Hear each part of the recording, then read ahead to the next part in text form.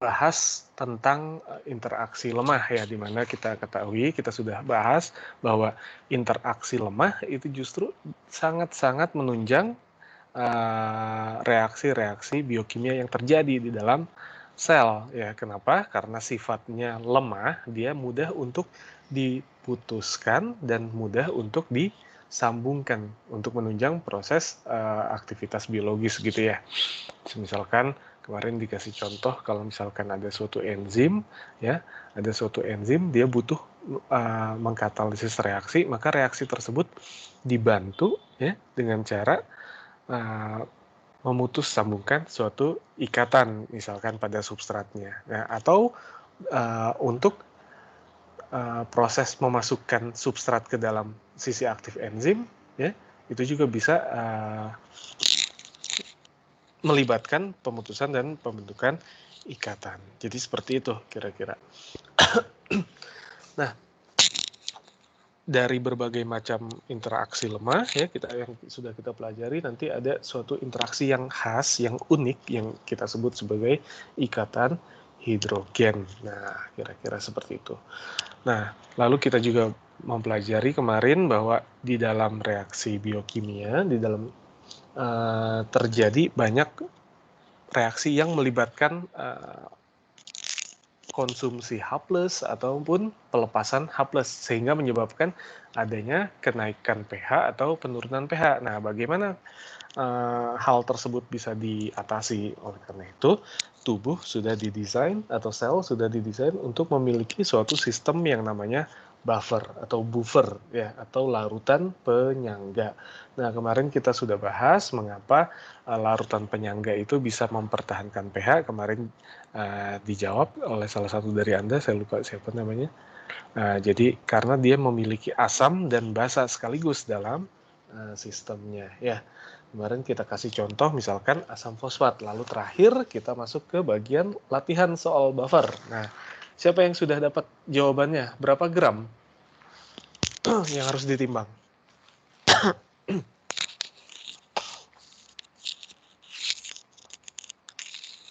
Halo?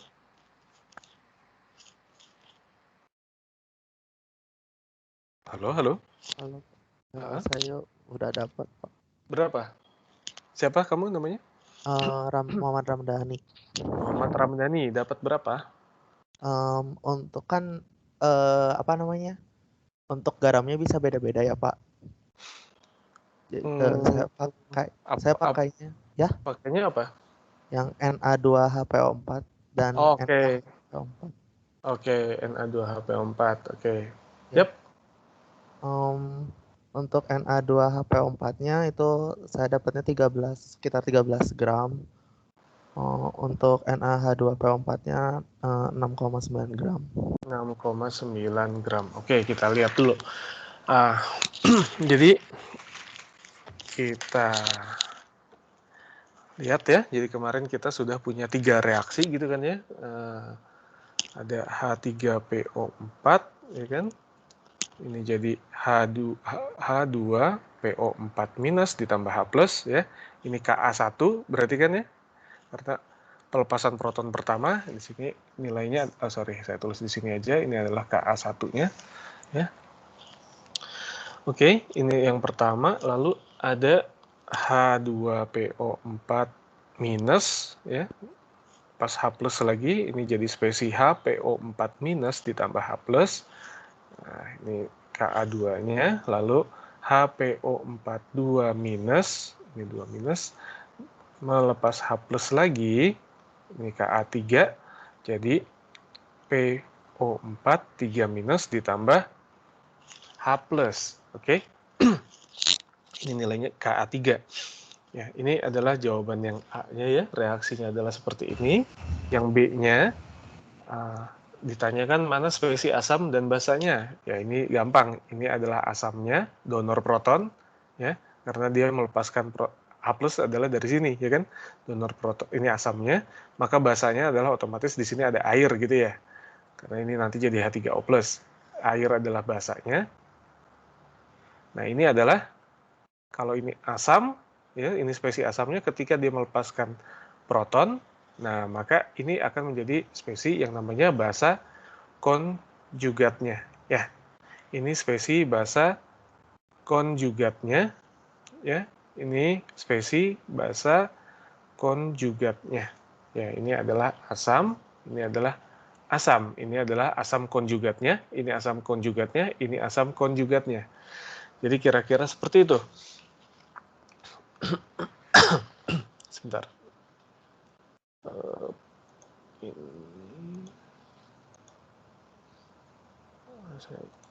Saya login dulu biar cek apakah koneksinya.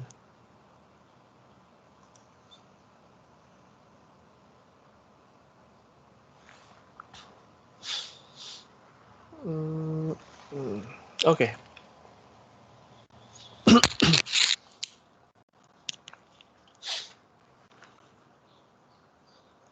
Layarnya sudah terlihat belum di situ? Sudah, Pak. Terlihat, Pak. Oh iya, sudah ya. Sudah, Pak. Oke.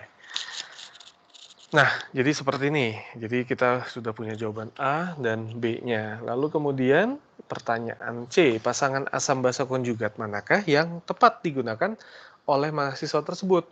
Maksudnya gimana? Mahasiswa tersebut ingin membuat buffer fosfat yang pH-nya 7,40. Maka yang tepat adalah yang mana? Yang 1, 2, atau 3 reaksinya? Kedua. Yang kedua, dilihat dari pH 7,4, dia ada di rentang pKa yang mana? Anda bisa lihat dari nilai pKa 1, pKa 2, dan pKa 3-nya. Di pKa 2-nya tadi adalah 7,2, di sini pKa 1-nya 2,15, pKa 3-nya di berapa? 12,35. Maka ini yang cocok ya kalau ingin setting di pH 7,4. Ya, kenapa? Karena ingat rumus kapasitas buffer plus minus 1 dari pKa. Ya, pKa plus minus 1. Jadi dia bisa mempertahankan di 6,2 sampai 8,2. Maka 7,4 maka kita gunakan pKa 2 sini. pKa 2 terkait dengan reaksi yang kedua. Berarti yang kita buat adalah buffer dari garam. Ya, ini spesi dari spesi. Ini sebagai asamnya dan ini sebagai basanya. Bagaimana cara membuatnya? Cara membuatnya adalah tinggal Anda hitung ya reaksi kesetimbangannya ya. Tinggal Anda buat reaksi kesetimbangannya H2PO4- ya kan? Jadi HPO42- ditambah H+, ini pKa-nya nilainya adalah sama dengan 7, berapa tadi? 2 ya, 7,2. Maka Anda ingat lagi dengan persamaan Henderson-Hasselbalch ya. Ini adalah Ka, benar? Persamaan Henderson-Hasselbalch-nya adalah di kesetimbangan waktu dulu, maka nilai Ka-nya ini akan sama dengan konsentrasi HPO42- ya. Kanan pangkat koefisiennya kebetulan 1 kali H+ dibagi dengan konsentrasi H2PO4-. Oke. Nah, sampai sini.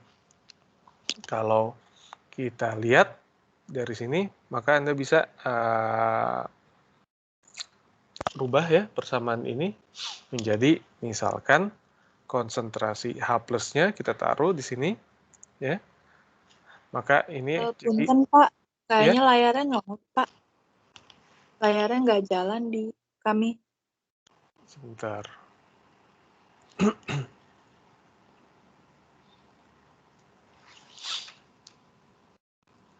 Oke.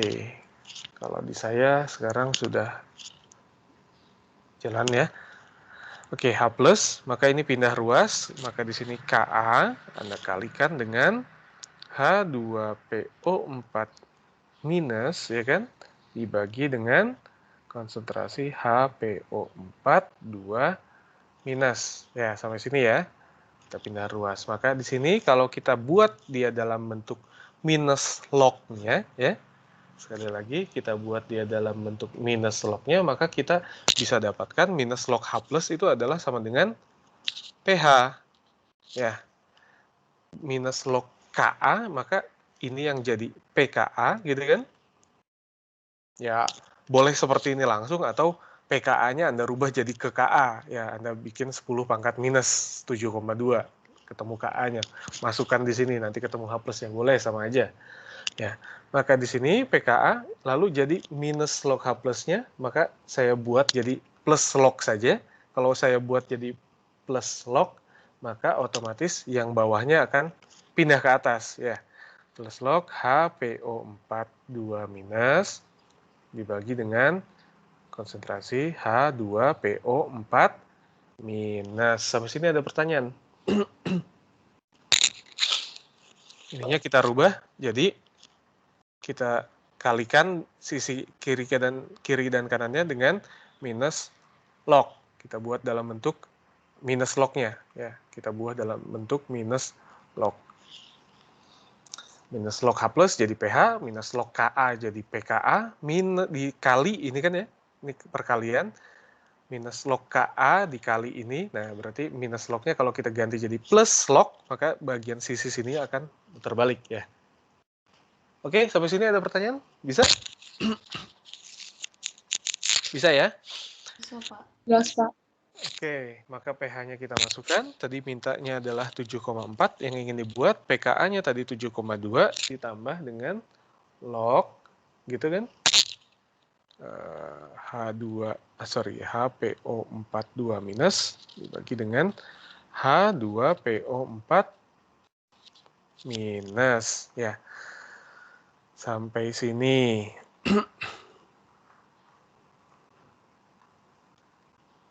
Berikutnya, ya Anda tinggal proses saja. Berarti Anda buat langsung, ya nanti Anda proses di sini persamaannya. Anda kerjakan sendiri ya, HPO42 minus dibagi dengan konsentrasi H2PO4 minus, ya. Ini akan sama dengan 1,58 ya. Oke, maka perbandingan molnya, oke. Jadi perbandingan molnya adalah mol, sorry udah nggak pakai ini lagi ya kalau udah pakai mol HPO4 berapa? 2 minus sama dengan 1,58 mol H2PO4 minus. Sampai sini ada pertanyaan dulu. Sampai sini ada pertanyaan dulu, saya ingin hapus sisi sebelah.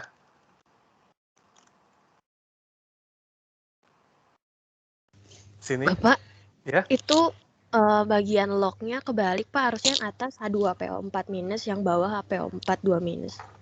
Oh ya? Kenapa kebalik di bagian mana? Sini? Kan jadi dari minus log. Oh iya benar Pak, iya maaf ya Pak. Minus log Ka dikali H2PO4 minus, ya, bagi dengan HPO4 2 minus, kan gitu ya, minus log. Nah, Ka-nya bisa, ini kan perkalian, sama aja minus log Ka ditambah dengan minus log ini, gitu kan ya. Nah, ini kan saya tandanya plus, saya rubah. Maka ini posisinya jadi balik ke atas, ya. Paham? Paham Pak, kasih Pak. Oke. Oke, sekarang saya hapus ya, sampai sini, paham ya? Nah, ini saya hapus, pindah.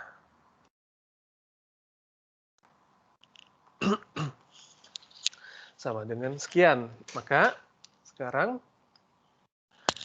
mol dari buffer fosfat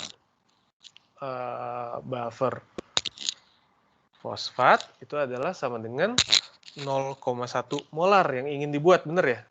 Kemarin 0,1 molar bukan? Saya lupa. Benar, Pak? Benar, Pak. 100 milimolar. Betul ya, 100 milimolar itu adalah 0,1 molar. Ya. Dikali dengan 1,5 liter. Maka Anda akan punya mol buffer fosfatnya adalah konsentrasinya adalah 0,15 mol, kan gitu. Ini tuh adalah gabungan dari mol HPO4 2- ditambah dengan mol H2PO4-. Nah, ini totalnya harus 0,15 mol, kan gitu. Ya, prinsipnya. Kalau ini kita sebut sebagai persamaan 2, yang ini adalah persamaan 1, maka kita tinggal substitusikan persamaan 1, ya, substitusi persamaan 1 ke persamaan 2. Oke? Maka kita akan dapatkan 1,58 mol H2PO4- ditambah dengan otomatis di sini 1 gitu kan ya, dengan mol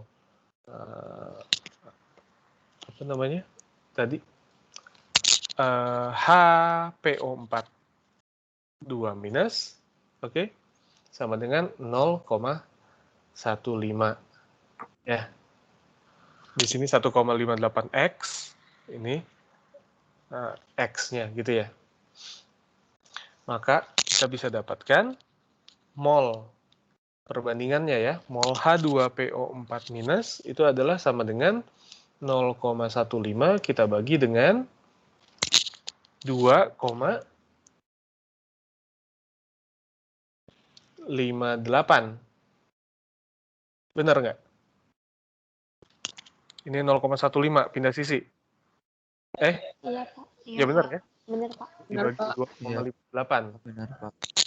Sama dengan 0,058 mol. Nah, ini yang perlu kita buat nanti supaya konsentrasinya 0,058 mol. Yang satunya lagi ya, mol HPO4-2- ini adalah sama dengan 1,58 kita bagi dengan 0,058 ya kan? 0,092 mol. Ya, pakai perbandingan, maka kita harus buat ini seperti ini molnya. Lalu ini saya hapus.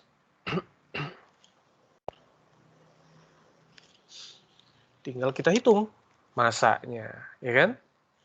Massa H2PO4- dari mana? Dari garam. Misalkan kita ambil dari garam NaH2PO4. Oke, Anda tahu MR-nya di sini berapa? Maka masanya adalah sama dengan mol ini, tinggal Anda kalikan dengan MR-nya si ini ya. Dapat tadi angkanya. Oke? Dengan cara yang sama, HPO4- Anda berarti buat dari garam, misalkan dari Na2HPO4, gitu kan ya? Molnya tinggal dikalikan dengan garamnya. Dikalikan dengan MR-nya, kok garam. Nanti ketemu gramnya yang harus Anda timbang. Jadi Anda timbang, misalkan tadi, berapa tadi? 13 ya yang dapatnya? Sama 13 sama 6, apa berapa? Ya, Pak, sekitar 13. Ya, coba nanti dicek lagi hitungannya ya, kalau misalkan itu benar, 13 dan 6. Ini ditimbang, lalu digabungkan, dimasukkan ke dalam wadah 1,5 liter, oke? Ditambahkan sedikit-sedikit dulu tentunya ya, sampai aduk. Pada saat ditambahkan ke wadah 1,5 liter, ya, Anda cari sebenarnya ya, yang alat ukur yang bisa pas. Nah, tapi jangan ditambahkan sampai titik terangnya dulu. Katakanlah kita punya Erlenmeyer 1,5 liter. Ditambahkan, misalkan sampai sini dulu, oke? Lalu baru kita cek pH-nya. Nah, cek pH dulu. Jadi jangan sampai tepat, kita cek pH-nya dulu. Ini kan harusnya dia langsung berada di pH 7,4 sesuai yang kita inginkan, tapi biasanya karena masalah impurity dari reagennya atau dari airnya ya segala macam. Nah, itu nanti biasanya nggak di 7,4. Misalkan nanti tahu-tahu dicek, wah, kok 7,6 gitu. Nah, kalau 7,6 gimana caranya? Pas di sini dicek 7,6, lalu Anda tambahkan apa? kalau 7,6? Diencerkan. Yang di asamnya Pak. Diencerkan pakai apa? Bukan pakai air, nggak bakalan turun, kan sistem buffer dia. Tetap 76. Ditambah buffer basahnya Pak. Basah. Asam. Buffer asam. Bukan buffer asamnya, ditambah spesi asamnya. Siapa spesi asamnya? Ya ini ya. Berarti yang NaH2PO4-nya ya spesi asamnya. Maka kita tambahkan spesi asamnya lagi. Ya, kita tambahkan spesi asamnya. Sampai ke pH 7,4. Kebalikannya, kalau misalkan nanti ketemu pH-nya 7,0, ya tambahkan spesi basanya. Ya, bisa dibuat langsung seperti ini, atau Anda bisa pisah dulu, bikin larutannya, ya kan? Karena itu 1,5 liter, ya udah saya larutin di 100 ml dulu, si NaH2PO4-nya, lalu yang satu lagi Na2HPO4-nya di 100 ml dulu, ya. Nggak perlu tepat kalau yang di sininya ya. Oke, ditambah. Larutkan, jangan lupa dibilas. Kalau di sini masalahnya adalah ada faktor kesalahannya ya, ketika kita pindahkan ke bejana sini, maka ada faktor kesalahan, masih ada yang nempel di sini. Nah, itu harus diminimalisir dengan cara melakukan pembilasan di sini, lalu dimasukkan ke sini hasil bilasannya. Ya, kira-kira seperti itu teknisnya. Sampai sini paham ya semua? Paham, Pak. Ada pertanyaan? Sebelum saya mulai masuk ke materi untuk hari ini. Jadi ini baru intermezzo review materi kemarin sebenarnya. Oke, kalau sudah paham maka kita sekarang masuk ke bagian struktur dan fungsi protein. Oke. Sebentar, saya cek dulu layar saya sudah terlihat berarti. Oke. Sekarang kita masuk ke struktur dan fungsi ya, untuk makromolekul yang pertama kali kita singgung, yaitu protein. Kenapa kita singgung pertama kali? Karena ini jumlahnya sangat banyak dan pengetahuan kita terhadap strukturnya, terhadap fungsinya sudah cukup luas, sudah cukup baik. Jadi ini kita bahas di awal ya, struktur dan fungsi protein. Oke, sebelum masuk ke struktur dan fungsi protein, maka kita lihat dulu dari bagian terkecilnya, ya, penyusunnya. Harapannya kalau kita tahu sifat dan perilaku penyusunnya, maka kita bisa memprediksi sifat dari molekul yang lebih besarnya, ya kan gitu. Itulah yang mendasari kenapa dulu di awal abad 20, di tahun 19-an awal gitu ya, 1900-an awal, orang tertarik meneliti apa sih hakikat dibalik atom itu. Ya. Jadi di atom itu seperti apa? Ada apa? Ada elektron, ada proton, ada ini. Kenapa tertarik seperti itu? Dan kenapa mereka dapat Nobel di situ? Ya karena harapannya kalau kita mengerti sifat dari penyusun terkecilnya, kita bisa tahu nanti sifat dari molekul besarnya. Ya. Nah, sama. Sebelum kita mengetahui protein, kita ada baiknya kita mulai dulu dari penyusunnya, yaitu asam amino. Nah, Anda bisa lihat di sini asam amino adalah suatu asam organik ya, yang punya gugus amina. Saya selalu bilang, kalau orang kasih nama sesuatu, saya selalu bilang Shakespeare itu bullshit lah, gitu. Apalah arti sebuah nama?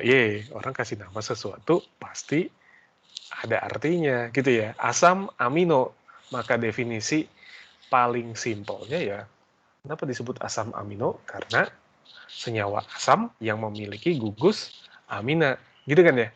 Kenapa ada yang disebut sebagai asam nukleat? Ada yang tahu? Coba definisikan berdasarkan namanya. Asam nukleat. Ada yang tahu? Apa itu asam nukleat? Karena ada di nukleus Pak. Apa Ada itu nukleotida. Kok apa itu asam nukleat? Coba definisinya apa? Asam dan nukleotida, Pak. Bukan. Senyawa asam Tidak. Bukan nukleotida. Ayo, masa bioengineering bingung asam nukleat, padahal nanti akan merekayasa di situ. Asam nukleat apa? Dari namanya. Memiliki rantai nukleotida, Pak. Kan, nukleatnya dari mana? Dari nukleus. Ya, artinya apa? Senyawa asam Yang ada di nukleus, Pak. yang ada di nukleus. Tadi kamu jawabnya yang ada di nukleus. Yang ada di nukleus itu apaan? Ya, senyawa asam. Sebutkan kan definisi ya, lengkap. Senyawa asam yang berada atau ditemukan di nukleus atau di inti. Nah, kan seperti itu. Ya, asam amino, senyawa asam yang mengandung gugus amina. Ya, dulu ada penemuan di Indonesia namanya asam zengkolic acid. Apa itu? Ya, asam yang terdapat pada jengkol gitu ya. Coba Anda cek aja tuh kalau nggak percaya. Ada. Jadi kira-kira seperti itu. Nah, kita lihat sebagian besar asam amino itu berada dalam bentuk L-nya. Nanti kita akan lihat kenapa sih ditemukan bentuk L-nya. L itu seperti apa? Anda bisa lihat di sini. L isomer posisinya di sini H, di sini R ya, di sini NH3, di sini COO minus. Kalau D kebalik posisinya. Ya, di sini COO minus, di sini NH3-nya. L itu adalah pemutar ke arah kiri gitu ya. Dilihatnya nanti dari mana? Nanti kita lihat. Nah, dia ditemukan dalam sebagian besar dalam bentuk isomer L-nya ya. Kenapa? Karena nanti ada keajaiban di situ. Nah, kita lihat. Selain itu, asam amino juga di dalam air bisa terionisasi membentuk yang namanya Zwitter ion. Zwitter ion adalah suatu senyawa yang memiliki muatan positif dan negatif ya di dalam strukturnya. Ini bentuk non-ionic formnya, Zwitter ion. Nah, sudah dalam bentuk muncul nih muatan positif dan negatifnya. Nah, dia bisa membentuk Zwitter ion. Oke. Nah, kita lihat stereoisomer dari asam amino. Nah, C alfa ya, asam amino ini terdiri dari kurangkanya adalah seperti ini ya, ada simple, semuanya strukturnya akan sama. Dimulai dari C, C-nya kita sebut sebagai C alfa. Lalu ada gugus mengikat gugus COOH. Lalu mengikat hidrogen satu buah, lalu ada yang mengikat R ya, gugus samping namanya.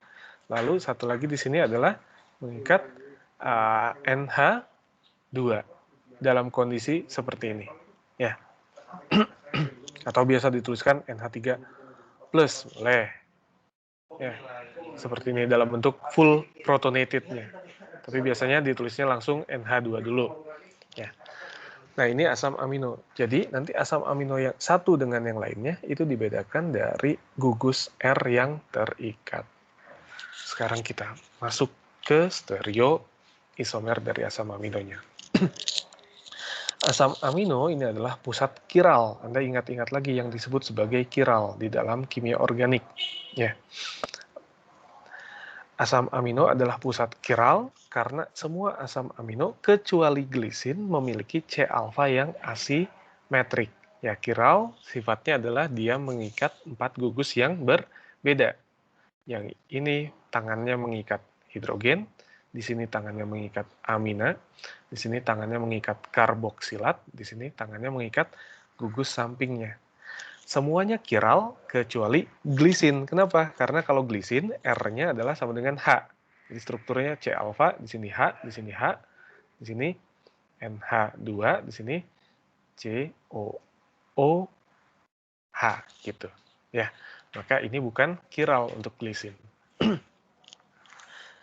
Oke, 4 gugus yang terikat pada C alfa itu disusun 4 gugus di atas ya yang tadi terikat pada C alfa dengan dua susunan yang berbeda yang kita sebut sebagai enantiomer. Ya, asam amino ini adalah senyawa yang punya sifat aktif optik atau optis aktif, ya lebih enak bahasanya. Nah, asam amino pembentuk protein semuanya L stereoisomer. Anda bisa lihat di sini ya, COO minus. Nah, di sini ada CH3, di sini H-nya, lalu di sini posisi NH3-nya. Ya, ini L-alanin dan yang membentuk protein semuanya L. Yang D tidak. Ya, tapi dia bisa punya konfigurasi seperti ini juga, D-alanin, tapi dia tidak digunakan untuk membentuk protein. Oke. Dari mana L dan D-nya? Dia dipatok. Ya, digunakan suatu acuan. Acuannya adalah yang namanya glyceraldehyde. Glyceraldehyde termasuk ke dalam karbohidrat atau bukan? Kalau dilihat dari strukturnya.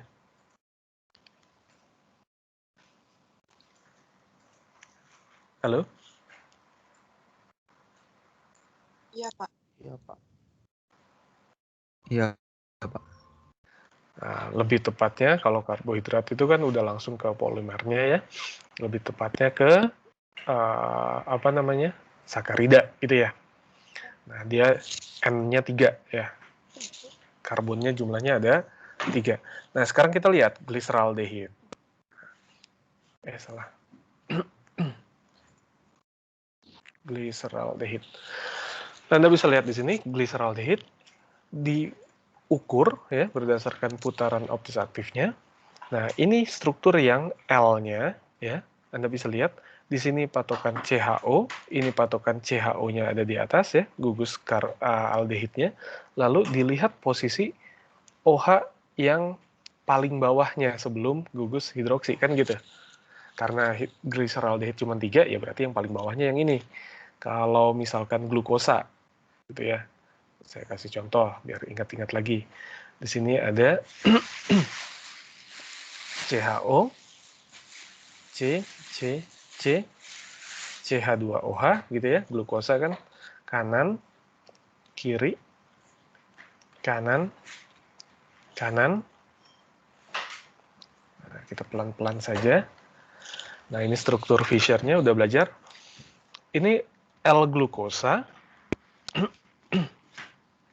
L-glukosa atau D-glukosa, struktur yang seperti ini. Yang D, Pak. Kenapa? Soalnya OH terjauh dari CHO itu ada di kanan. Oke, berarti organiknya udah bagus. CHO di sini, OH terjauhnya ada di sebelah kanan. Maka ini adalah D-glukosa. Maka sama di sini, ini CHO, OH terjauhnya ini ada di sebelah kiri. Ya, OH terjauhnya yang ini. Ini namanya L-glyceraldehyde, ini namanya D-glyceraldehyde. Nah, tinggal kita cocokkan asam amino, dipatok semuanya ke L-glyceraldehyde sini. Maka yang kita temukan di pembentuk protein adalah semuanya dalam bentuk L, NH3-nya ada di sini ya. Jadi seperti itu. Kenapa disebut L-alanin? Karena dia diacu berdasarkan struktur dari glyceraldehyde ya. Sampai sini paham? Paham ya? Paham, Pak. Oke. Tadi saya bilang semua strukturnya sama, kerangkanya.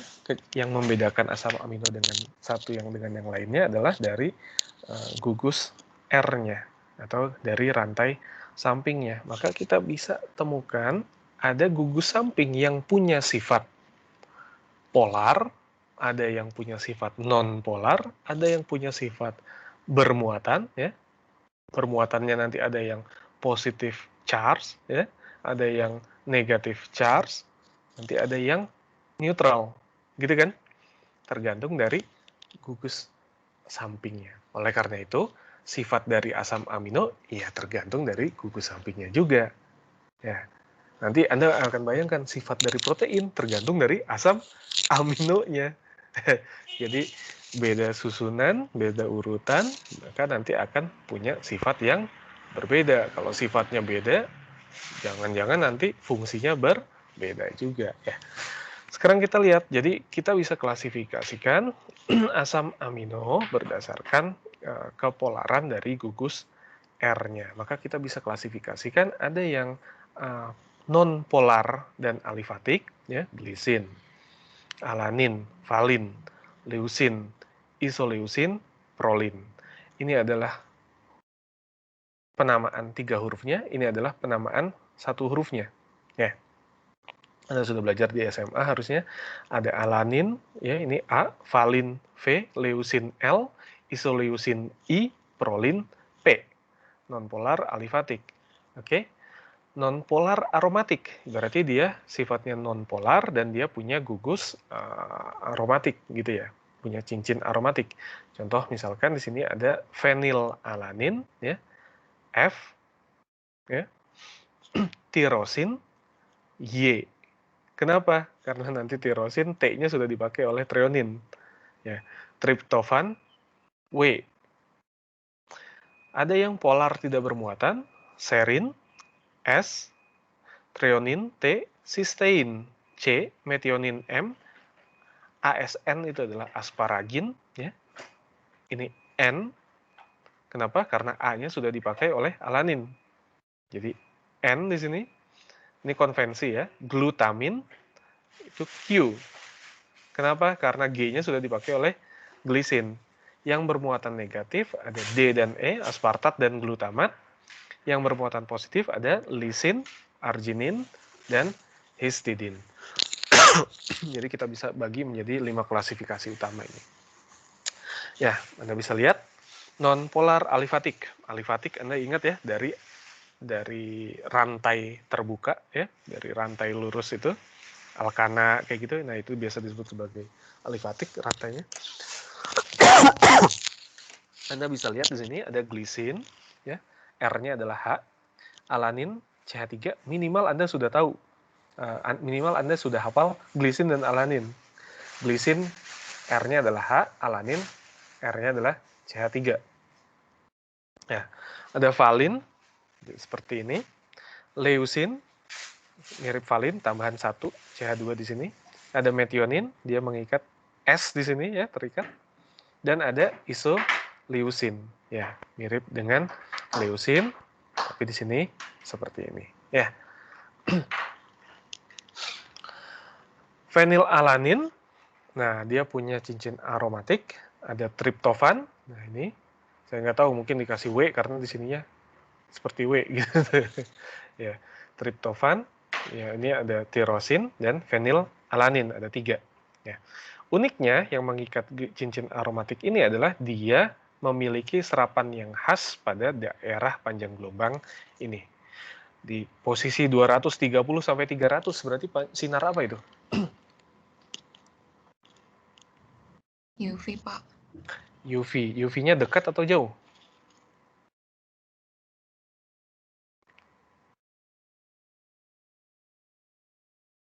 UV-nya dekat atau jauh?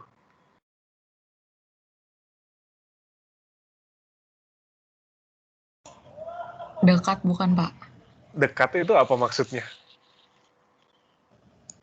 UV dekat itu apa sih? Kenapa dibilang UV dekat?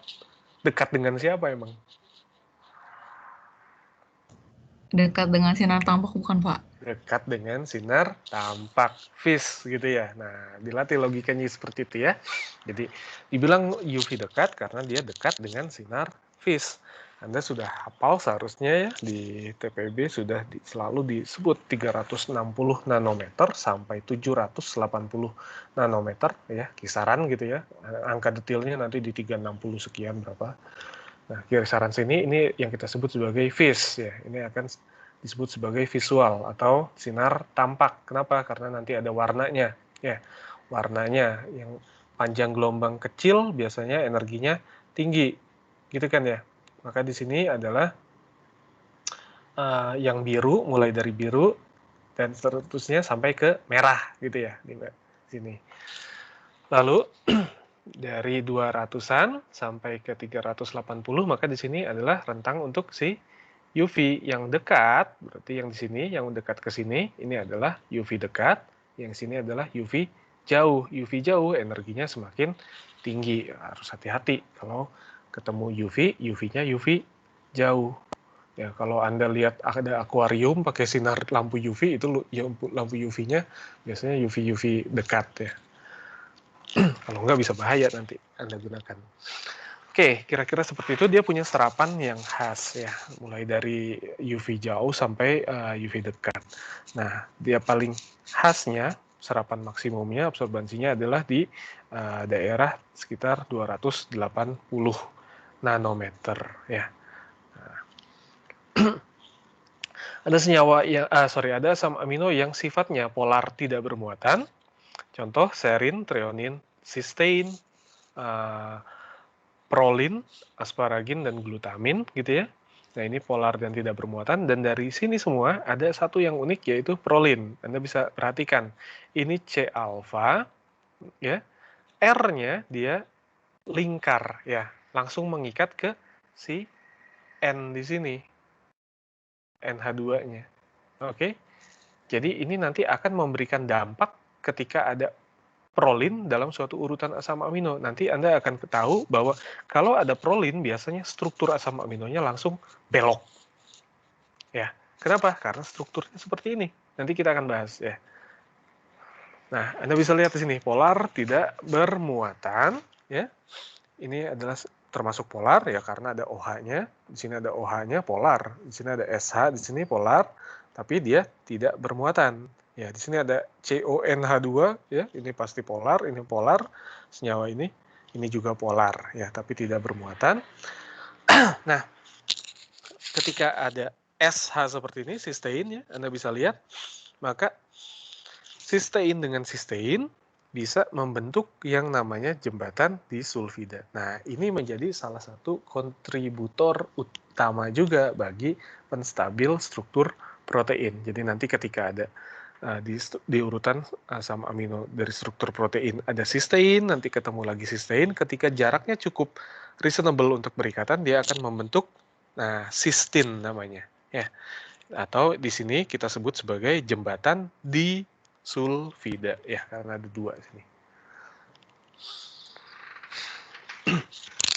Ada asam amino yang bermuatan negatif tadi, aspartat dan glutamat. Anda bisa lihat di sini dia mengemban gugus COO- ya. COO-. Dan ada yang bermuatan positif, lisin, arginin, dan histidin. Anda bisa lihat di sini mengemban NH2, otomatis dia bisa terprotonasi ya, jadi NH3+. Di sini juga jadi NH2+ di sini. Di sini awalnya NH ya. NH di sini NH2. Nah, di sini akan terprotonasi jadi NH2+. Lalu di sini ada histidin. Histidin di sini N di sini bisa terprotonasi jadi NH, di sini bisa jadi terprotonasi jadi NH2+. Ya. Jadi kira-kira seperti itu. Nah, ada juga asam amino yang tidak standar. Misalkan ini ditemukan juga asam amino yang tidak standar. Kalau tadi C-alfa ya, kerangkanya C-alfa mengikat COO-, mengikat NH2 dan mengikat H satu lagi. Nah, ini tidak standar. Kenapa? Ya, Anda bisa lihat ini mengikatnya gimana nih. Tapi dia masuk asam amino. Lihat di sini C-nya di sini ada COO- mengikat H, di sini mengikat NH2. Nah, masuk seperti itu, tapi R-nya tidak standar seperti ini. Ya. Ini yang kita sebut sebagai hidroksiprolin. Ini adalah komponen utama dari kolagen ya. Kalau Anda lihat kolagen ini biasanya komponen utamanya di sini. Biasa ditemukan juga di dinding tanaman. Nah, biasanya ini nanti senyawa ini dihidroksilasi, dibutuhkan gitu ya, butuh yang namanya vitamin C. Nah, kalau proses pembentukan ininya bermasalah, nanti ada penyakit yang nggak enak banget, yaitu penyakit kudis gitu ya, dan sebagainya. Oke, ada gamma karboksiglutamat ya, Anda bisa lihat di sini. Ini strukturnya. Gamma karboksiglutamat, ada selenocysteine, ya, seperti ini. Nah, ini asam amino juga. Ya, kenapa? Karena dia senyawa asam yang punya gugus amina. Ya, tapi dia bentuknya tidak standar. Ya. Oke, contoh lainnya adalah misalkan ornitin. Ya, ornitin Anda bisa lihat di sini strukturnya seperti ini, dan misalkan citrulline. Ya, kenapa masuk asam amino? Karena dia punya C alfa ngikat H, ngikat NH2, NH gugus amina, ngikat gugus karboksilat. Nah, di sini R-nya ya. Sampai sini ada pertanyaan dulu?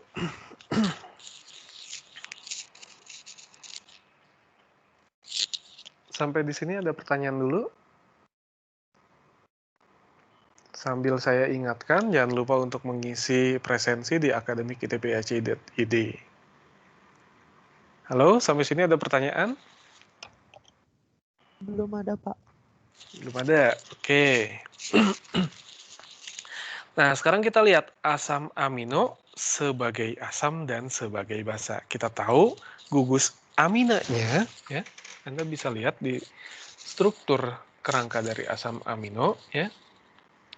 Ada C alfa, ya, harus digambarkan supaya Anda ingat.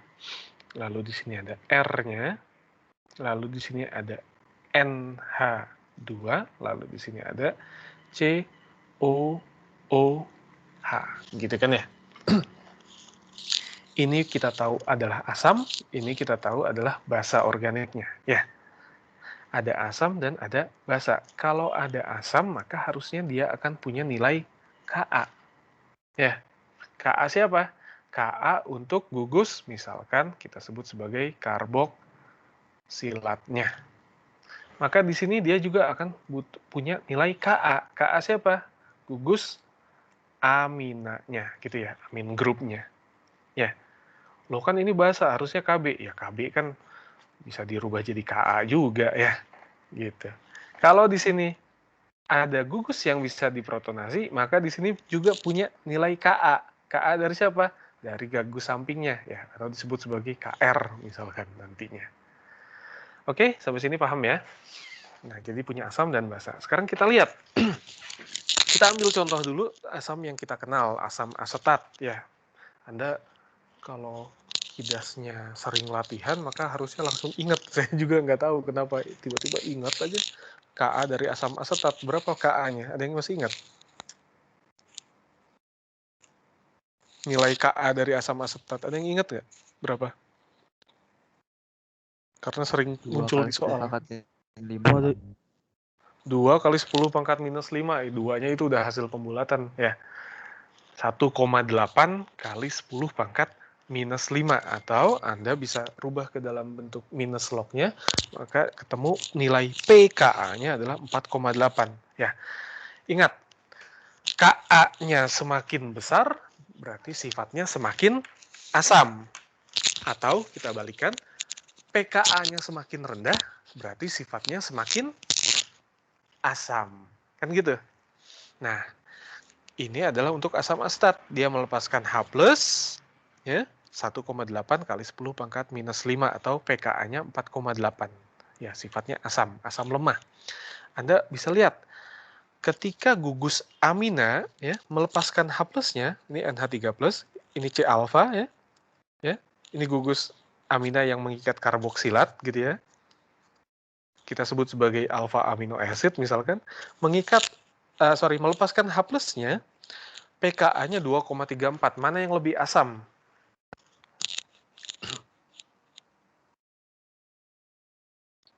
Ini atau di sini? Berarti Yang 2,34, Pak. 2,34. Glisin. ya, yang ini kan ya. Berarti COH ini lepas jadi CO-, ini jauh lebih asam. Pertanyaannya kenapa? Apa sih yang dimaksud dengan lebih asam? Kalau menurut kimia organik, kalau menurut kimia dasar, yang lebih asam adalah yang punya pH lebih rendah, yang punya pKa lebih rendah, atau punya Ka yang lebih tinggi, kan gitu ya. Kalau menurut kimia organik, dari sisi struktur, apa sih yang dimaksud dengan lebih asam?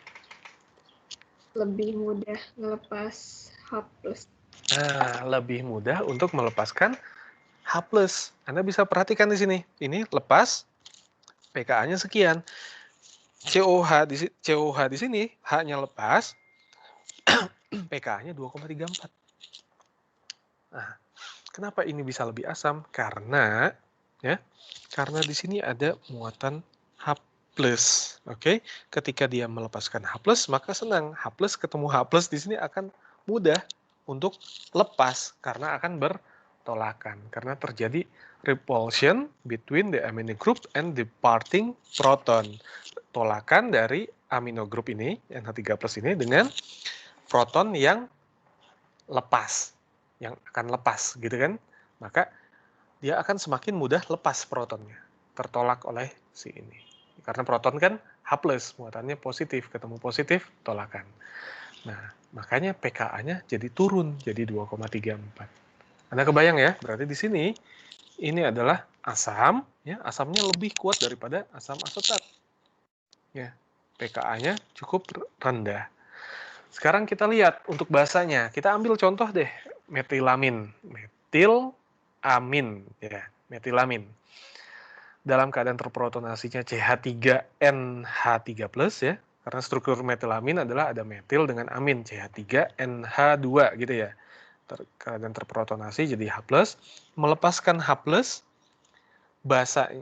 pKa-nya 10,6. Kita lihat.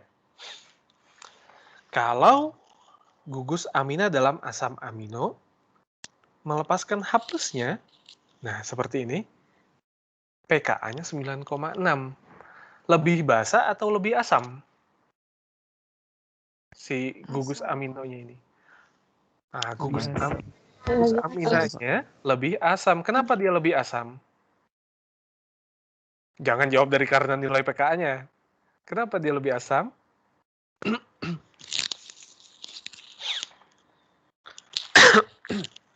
Karena melepas apa?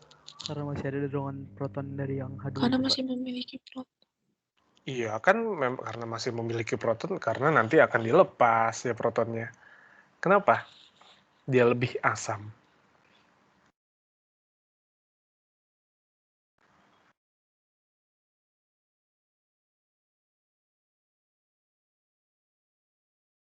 Anda bisa lihat, di sini yang lepas adalah proton, H+, ya.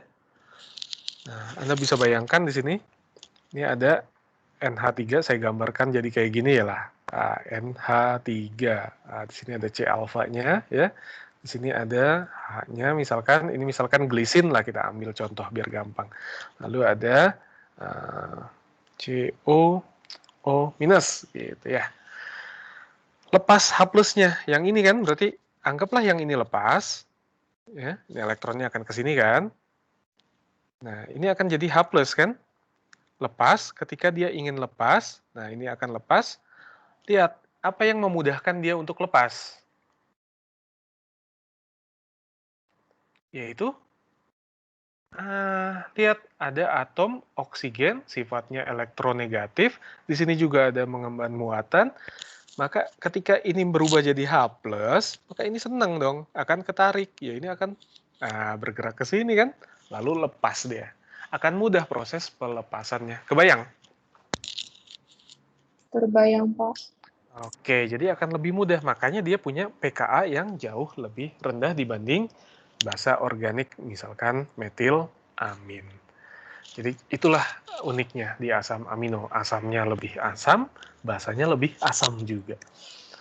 Nah, sekarang kita lihat bagaimana kalau kita lakukan titrasi suatu asam amino. Saya ambil model yang paling simpel dulu, mulai dari glisin. Ya. Dari glisin, maka Anda harusnya sudah bisa gambarkan strukturnya. Di sini ada C alfa, lalu mengikat H, R-nya mengikat H, gitu ya, ini R-nya. Lalu ini mengikat N H3+, lalu di sini ada COO minus, gitu ya, bentuk keadaan terprotonasinya. Kalau keadaan terprotonasinya dia jadi H, ini. Nah, saya ambil seperti ini. Oke, ini adalah glisin. Nah, ternyata kalau Anda punya glisin, Anda lakukan titrasi ya. Nah, di sini muatannya akan berubah-ubah. Kenapa? Karena di sini punya nilai Ka, di sini punya nilai Ka juga. Ya, di sini Ka-nya, PKA-nya tadi di kisaran 2 sekian. Di sini kisaran 9, sekian. Nah, kalau Anda tempatkan glisin awalnya adalah misalkan di pH asam, pH yang sangat rendah asam, maka kira-kira yang terjadi apa? Muatannya jadi seperti apa?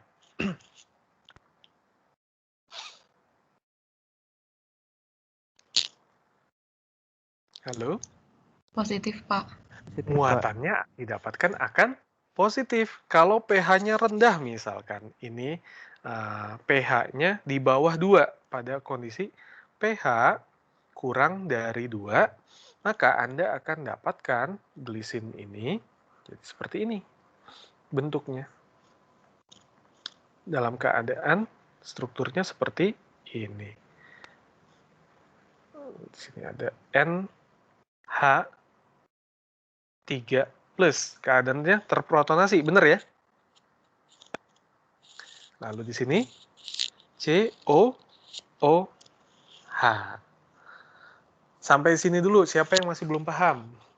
Kalau nggak paham di sini, ke depannya nggak bisa paham juga nih. Tanya dulu, yang belum paham siapa? Saya belum paham, Pak. Siapa? Saya belum paham. Nah, kenapa seperti ini? Ingat yang di pertemuan lalu, saya pernah bahas, kalau Anda punya Ka tertentu, ya, misalkan Ha, jadi H plus ditambah A minus, Ka-nya, PKA-nya misalkan sama dengan 4, maka kalau ini kita tempatkan dalam kondisi pH sama dengan 2, maka spesi mana yang paling dominan? Yang tadi belum paham, jawab dulu. Kalau kita tempatkan di pH sama dengan 2, spesi mana yang dominan? Spesi Ha atau spesi A minus? Jadi karena kesetimbangannya di kiri jadi HA, Pak. Kalau jadi Ha, ya, Kak. Ya kan? Karena di bawah, ketika pH-nya di bawah PKA-nya, maka dia akan mengalami keadaan protonasi, gitu ya. Protonated state. Nah, sama. Ketika saya tempatkan di pH kurang dari 2, lihat. Tadi PKA untuk gugus ini di 2,34. PKA untuk gugus aminanya di 9, kalau kita taruh di pH 2, maka aminanya akan terprotonasi atau tidak? Iya, Pak. Iya, maka dia akan terprotonasi. Ya. Karboksilatnya akan terprotonasi atau tidak? Enggak. Kok enggak? Kan di 2. Ini 2,34. Oh iya, Pak, karena lebih asam ya. Karena kesetimbangannya akan geser, maka di sini akan terprotonasi ya. Nah, tuh ada H-nya. Paham ya? Oh Jadi iya. jadi kita dapat strukturnya seperti ini. Paham ya? Paham. Oke. Kalau paham, sekarang kita lanjut berikutnya.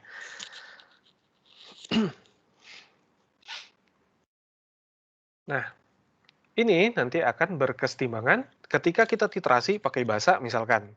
Kita titrasi pakai basa, maka berikutnya dia akan naik pH-nya. Ya. Sampai keadaan tertentu, dia bentuk keadaan, lihat, C alfa, di sini NH3+, masih, lalu ini H, ini H, ini COO minus. Ini lihat, di sini positif, di sini negatif, ini yang kita sebut sebagai kondisi Zwitter ion. Nah, ini adalah yang kita sebut sebagai, katakan pada pH tertentu lah, pH X. pH X ini yang kita sebut sebagai keadaan isoelektrik. Jadi kita akan menemui keadaan dia sampai keadaannya seperti ini, positif dan negatifnya saling menghilangkan, jadi 0 muatannya pada pH isoelektriknya. Oke. Lalu kalau kita naikkan lagi pH-nya,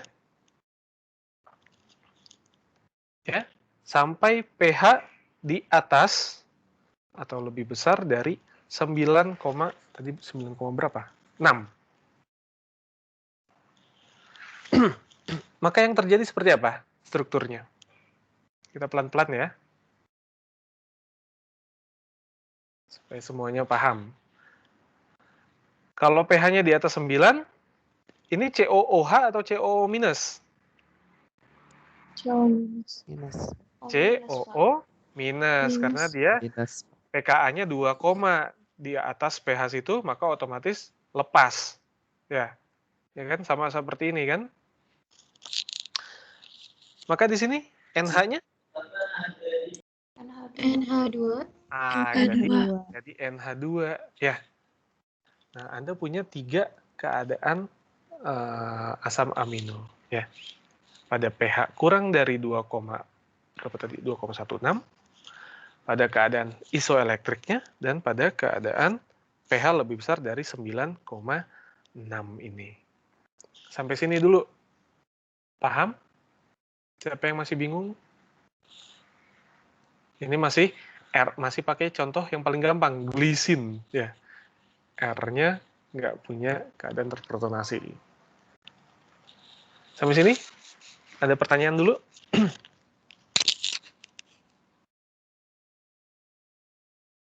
Tidak ada ya? Sudah paham semua? Paham, Pak. Oke, sudah paham. Nah, sekarang maka kita bisa tentukan yang namanya PI atau titik isoelektrik, yaitu kita lihat dari pKa. pKa siapa di sini yang terlibat? Ya berarti pKa di antara struktur ini dan struktur ini ya. PI-nya kan di sini.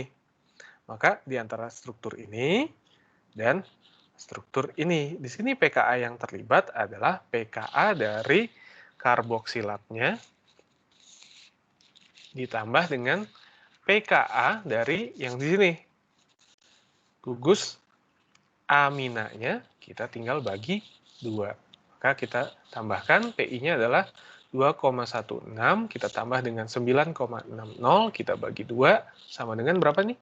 Coba dihitung. 11,76 dibagi 2. Jadi berapa? 5,88. Maka titik isoelektriknya adalah di 5,88. Ya, kalau ini seperti ini. Nah, sekarang baru kita masuk ke slides-nya. Nah, ini dia. Oh, tadi 2,34. Sorry, ini bukan 2,16, 2,34. Jadi ini 2,34, 5,9 berapa? 5,97.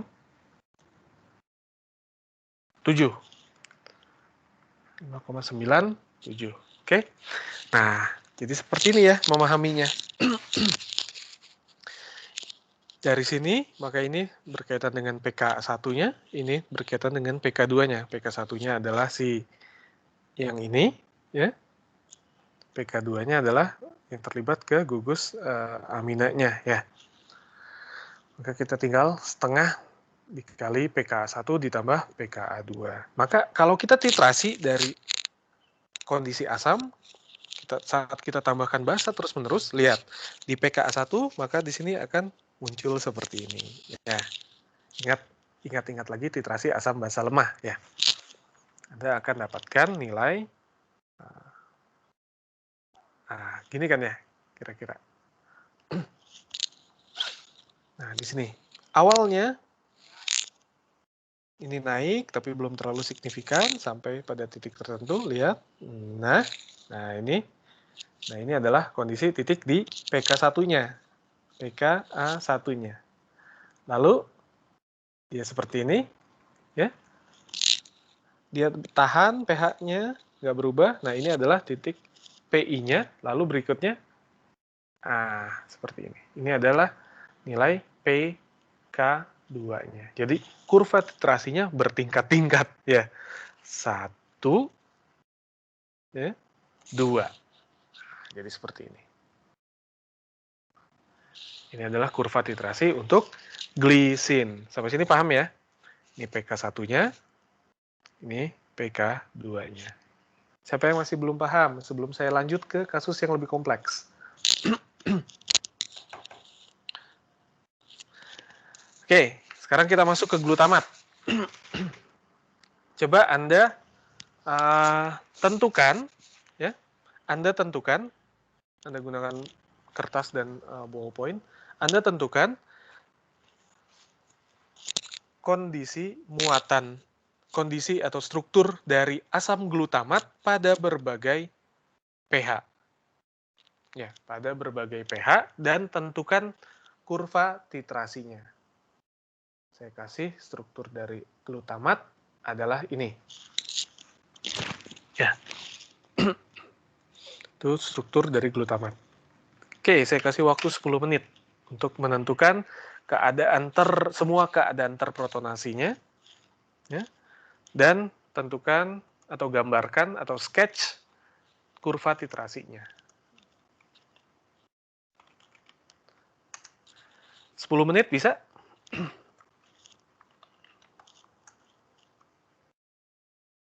Bisa? Halo? Halo? Kok nggak ada suara ini? Boleh Pak 10 menit. Boleh. Iya, Kak. Ada data yang perlu nggak? KA-nya, Pak. KA-nya. Oke, KA untuk gugus aminonya 2,1. Gugus karboksilatnya. PKA untuk gugus karboksilatnya 2,1. PKA untuk gugus amina terminalnya 9,5. Oke. Lalu apa lagi? 9,5. Lalu tadi ada glutamat ya. Glutamat. Bentar. Nilai PKA dari glutamat. PKA karboksilatnya 2,1, 9,6 untuk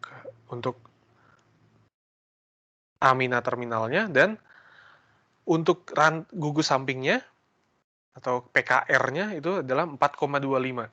4,25 untuk asam glutamat. Oke, 10 menit. Kita mulai dari sekarang. 10:10.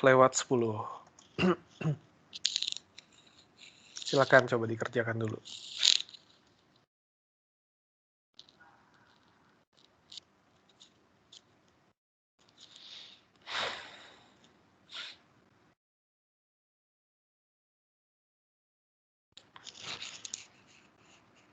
Satu lagi tambahan soalnya adalah Anda tentukan berapa nilai titik isoelektriknya atau PI-nya, pH isoelektriknya.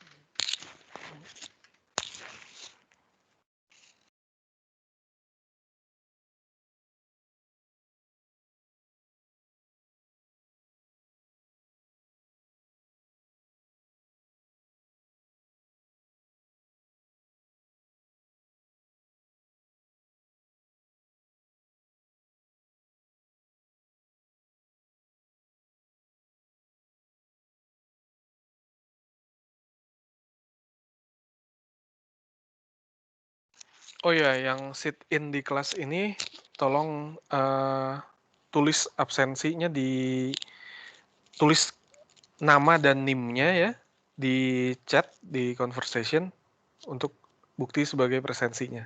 Untuk yang sit in di kelas ini ya. Karena ada beberapa dari kelas sebelah rasanya ikut di kelas kita dulu. Jangan lupa untuk mengetik nama dan NIM-nya di conversation di chatnya ya. Nanti saya akan inputkan manual.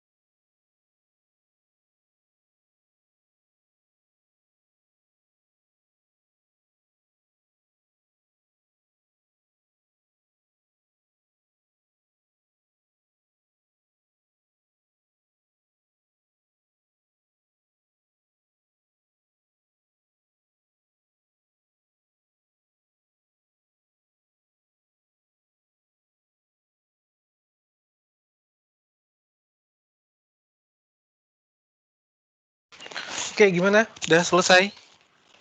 Berapa PI-nya? 3,175, Pak. 75. 3,175 atau 3,2. Oke, Anda punya berapa bentuk muatan dari glutamat? 4, Pak.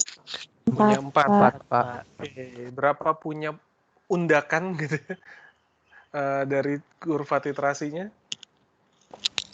3, Pak. 3. Oke, kita lihat ya. Nah, udah bisa semua insya Allah kalau misalkan ngerjakan ya. Harus Anda coba, kalau nggak dicoba nggak bakal bisa ya. Oke, ini kita ambil contoh di sini. Kita lihat. Nah, Anda bisa lihat ya di sini. Jadi seperti ini ya. Awalnya Anda berangkat dari NH3+, keadaan terprotonasi semua, maka di sini ada PK1. PK1-nya adalah yang karboksilatnya ya, yang 2,19-nya. Lalu di atas pH 2,19, maka di sini H plusnya akan lepas ya, jadi COO minus. Di sini H plusnya masih tetap nempel. Ya. Di atas pH 4,25 ya. Di sini PKR berarti kan. Nah, Anda gambarkannya seperti ini nanti buat memudahkan, kasih setimbangan seperti ini. Di atas pH 4,25, lihat, maka H di sini akan lepas ya, jadi COO minus bentuknya. Ya, di sini muatannya +1, di sini muatannya 0, di sini muatannya -1. Nah, lalu di atas pH 9,67, maka di sini H plus di sini akan lepas jadi NH2. Di sini muatannya -2. Maka titik isoelektriknya adalah yang ini, benar ya? Sampai sini paham? Kenapa ini titik isoelektriknya? Paham, Pak. Ya. Paham, Paham? Pak. Nah, karena dia muatannya 0, nah lalu Anda lihat untuk menghitung titik isoelektrik, ya Anda lihat aja bentuk di +1 dan dibentuk -1-nya. Ini posisi 0, +1-nya, ini -1-nya. Ya, ini berarti yang terlibat adalah PK1 dan PKR. Maka nilai PI-nya adalah setengah dikali PK1 ditambah PKR, sama dengan 3,22. Kalau Anda tidak belajar, nanti bisa-bisa tentukan PI-nya. Anda main langsung tambahkan bagi 3. Nggak ada kayak gitu ya. Dilihatnya dari titik isoelektriknya ada di mana, lalu kondisi yang mempengaruhi di PK berapa dan PK berapa. Lalu kita bagi 2. Maka kurva titrasinya akan jadi seperti ini ya. Di awal 1 undakan, lalu berikutnya 2 undakan, 3 undakan seperti ini ya. Ini adalah bentuk dari kurva titrasi glutamatnya. Nah, berikutnya dari histidin. Ya, kita lihat bagaimana histidin. Anda bisa perhatikan di sini histidin, atau Anda coba gambarkan dulu deh histidin satu kali lagi ya. Kita lihat dulu. Waktunya cukup nggak kalau Anda menggambarkan dari histidin? Cukup lah. Cukup. Ya, cukup. Jadi, coba Anda gambarkan dulu untuk histidin. Nah, sekalian latihan. Bagaimana kurva titrasi dari histidin? Tentukan berbagai macam bentuk muatannya. Satu lagi adalah mana histidin? Histidin mana?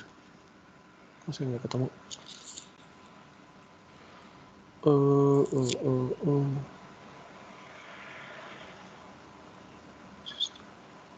Oh, ini dia. Ya, tentukan kondisi muatannya. Lalu tentukan juga kurva titrasinya, tentukan titik isoelektriknya. Saya kasih data PKR untuk histidin. Oke. Histidin. Sebentar. Berapa ya?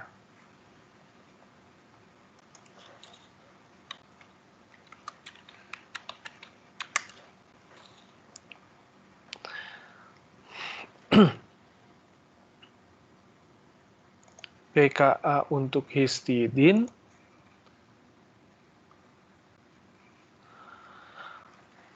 PK1-nya 1,82. PK1-nya 1,82. Bentar ya.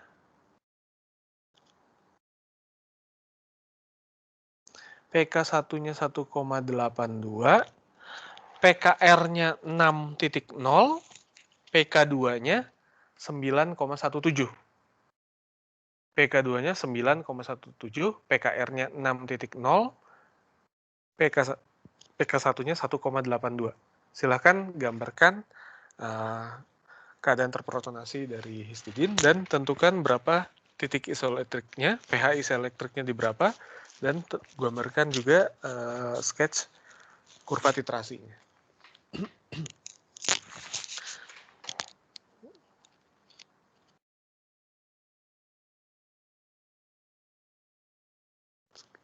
Untuk histidin rasanya bisa lebih cepat di sini.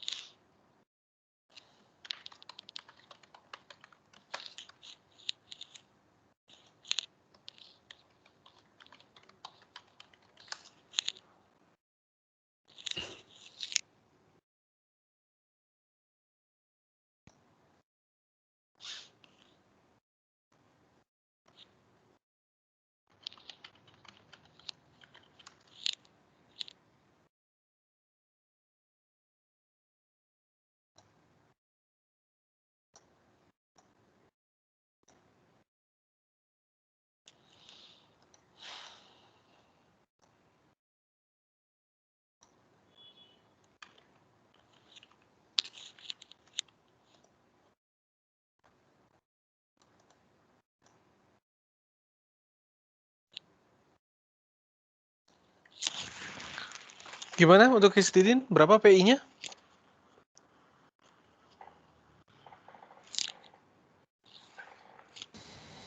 Tujuh 7,59. 7,59. Oke, 7,59. Anda bisa lihat di sini ya keadaan awalnya. COOH-nya masih mengikat H+, di sini masih mengikat H+, di sini masih mengikat H+, ya. Maka pada PK1 1,82 ya di atas pH itu, maka COO-nya di sini sudah jadi CO-, ya. Di atas pH 6, maka di sini CO-, di sini masih NH3+, ya, karena ini pKa-nya di 9. Lalu di sini H-nya, H+ di sini sudah lepas, ya. Jadi di sini kondisinya jadi N, ya. Lalu PK2-nya ya di atas 9,17 semua H+-nya sudah lepas. Maka di sini titik keadaan Zwiter ionnya, keadaan isoelektriknya, muatannya 0 ya, 0, maka nilai PK yang berkaitan terhadap isoelektriknya adalah PKR dan PK2. Maka PI-nya adalah setengah dari PKR ditambah PK2 sama dengan 7,59. 59. Nah, ini unik ya. Anda bisa lihat cincin imidazol. Ini imidazol, histidin memiliki pK di 6 ya. Kalau dia bergabung ke protein, kalau ini kan masih histidin murni ya. Histidin murni dalam bentuk histidin. Kalau dia bergabung dalam bentuk protein ya, di dalam protein, pK-nya ini naik nilainya. Jadi 6,5 sampai 7,5. Nah, itu adalah kondisi dari pH fisiologis ya. Reaksi-reaksi terjadi biasanya di pH fisiologis kan kalau di dalam sel. Nah, oleh karena itu histidin ini seringkali berperan dalam keadaan atau dalam kondisi dalam reaksi enzimatis, nah terutama dalam hal yang melibatkan transfer proton. Jadi Anda nggak usah kaget kalau misalkan ketemu ada suatu reaksi yang melibatkan transfer proton, nanti sisi aktifnya adalah histidin ya.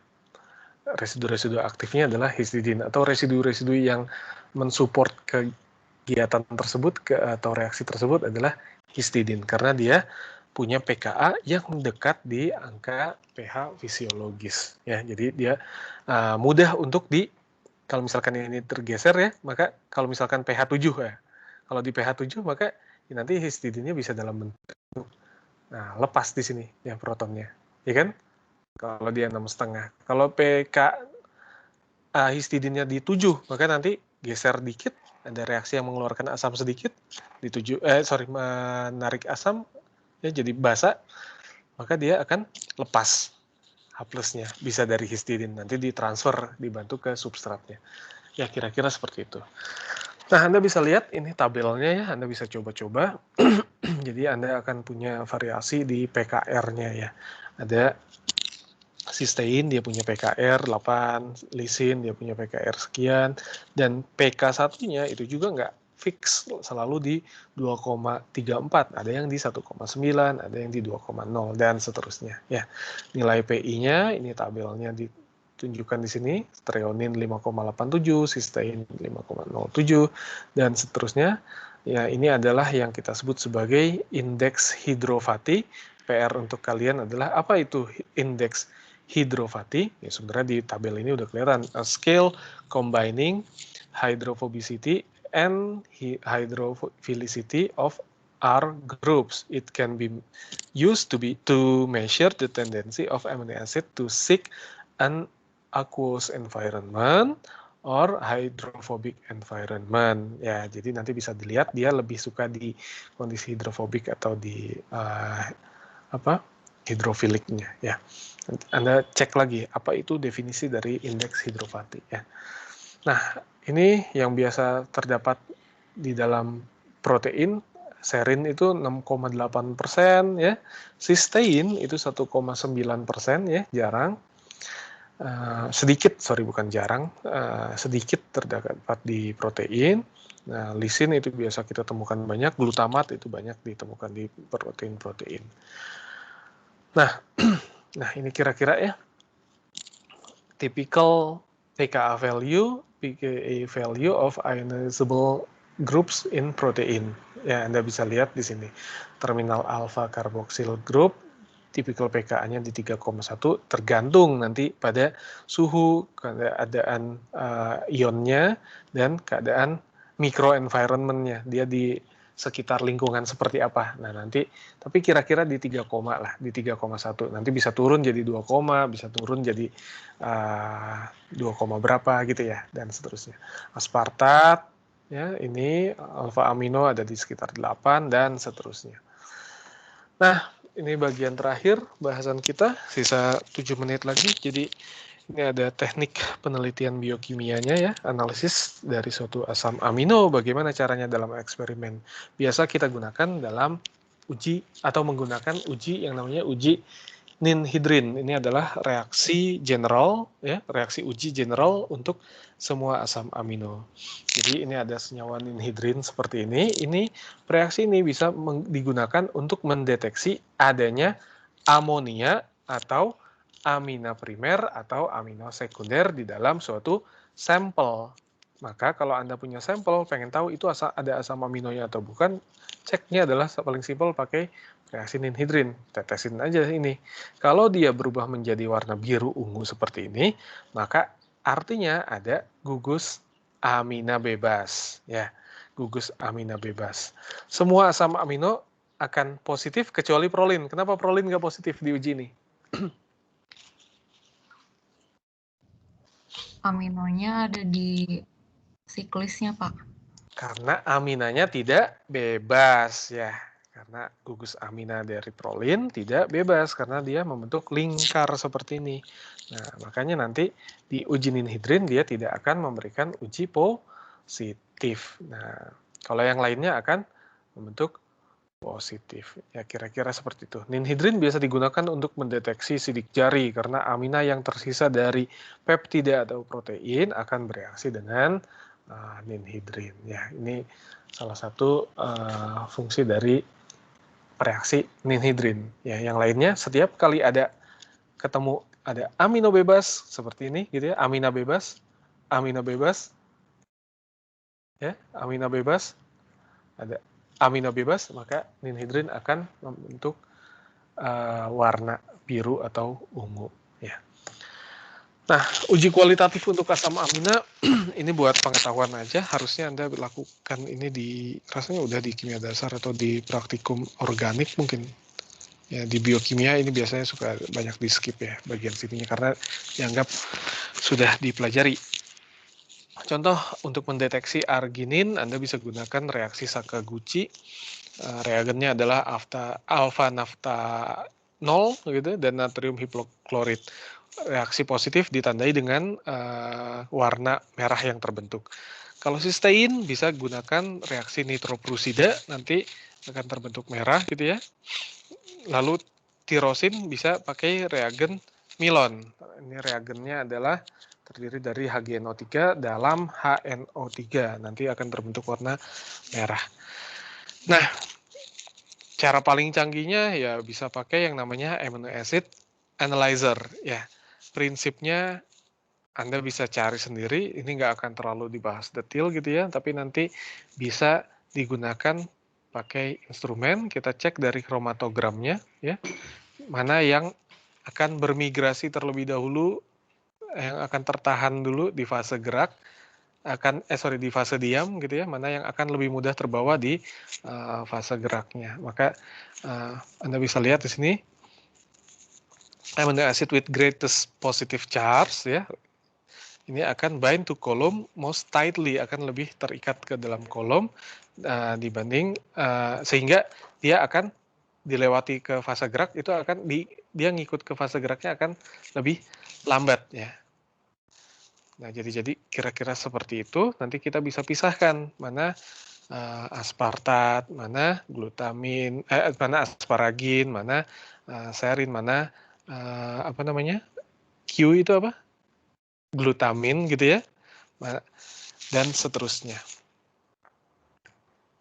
Nah, bisa juga digunakan metode fluoresensi. Jadi direaksikan dengan suatu fluorofor ya, sehingga nanti akan terikat pada asam amino ini ya, terikat. Nah, nanti dia akan berpendar atau berfluoresensi. Maka kita bisa cek dengan instrumen ya. Ini nanti asam aminonya apa aja yang ada di situ. Jadi kira-kira seperti itu. Nah, di pertemuan selanjutnya kita akan masuk ke protein ya, ke bahasan tentang protein. Anda tahu ini sebagai pengantar dulu di pertemuan selanjutnya.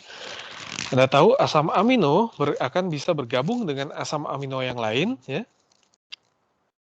Dilepaskan satu molekul air ya, maka di sini akan terbentuk suatu ikatan. Ikatannya kita sebut sebagai ikatan peptida ya. Ada C dengan N di sini, dari C karbonil dan NH di sini membentuk ikatan.